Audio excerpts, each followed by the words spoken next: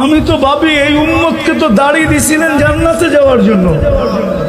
কি কি কি জন্য? কার কারণে পাইলেন? নবীজির কারণে।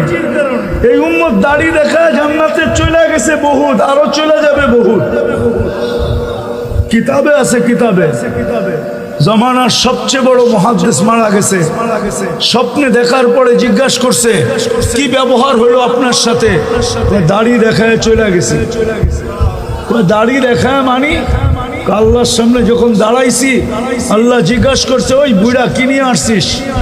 তখন হাদিস মনে উঠছে, সাথে সাথে বলে ফেলছি সাদা দাড়ি নিয়ে আসছি, আর কিছু নিয়ে আসি নাই।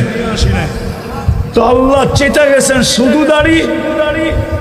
তো প্রতি উত্তরে বলছে আপনি রাগ হন কেন? এই হাদিস কি আপনি বলেন নাই জিবরিলকে? কেন হাদিসে কুদসি আল্লাহর বাণী। আপনি কি জিবরিলকে বলেন নাই? জিবরিল আমাদের নবীজিকে বলে নাই?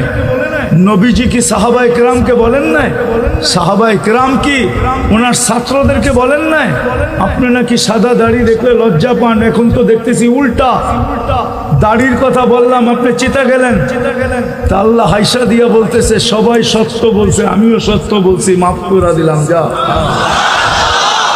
হাদিস দিয়া দিতেছি ইন্নাল্লাহ লা ইস্তাহি যি শাইবাতিন, যেই ব্যক্তি শাইবাতিন ফিল ইসলাম, যেই ব্যক্তি ইসলাম অবস্থায় ঈমান অবস্থায় দাড়িকে পাকায় দিবে, ওর পাকা দাড়ি দেখলে আল্লাহ লজ্জা পায়, শাস্তি দেয় না না না। যে উম্মতকে আল্লাহ দাড়ি দিয়েছেন জান্নাতে যাওয়ার জন্য, ওই উম্মত শেভ করে কি করা? আচ্ছা এটা বাদ দিলাম। মদিনা মুনাওয়ারায় যখন হজে যায় তো দাড়ি ছাড়া যায় কি করা? আমার তো যুগ বিয়োগে মিলে না, কিন্তু হাজারো হাজিকে দেখি বাংলাদেশি দাড়ি ছাড়া রওজার সামনে দাঁড়ায় আছে।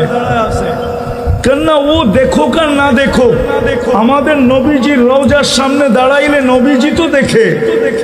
ওলামা বলুক না দেখে না, দেখে না। আমাদের নবীজি তো জীবিত কবরে, হায়াতুন নবী। ও দাড়ি ছাড়া যায় দাঁড়ায় কি করে? যদি দেখা চেহারা ফিরায় নিল তো ভাগ্য খুললো না বন্ধ হইল?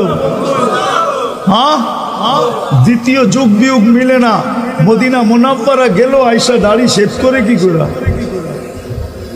যাকে আল্লাহ রসুল দেখলো দাড়ি শেভ করে কি করে? তো যেটা বুঝাইতেছিলাম মেরে দোস্ত, দাবি তো করি আল্লাহকে ভালোবাসি, কিন্তু প্রমাণ কি?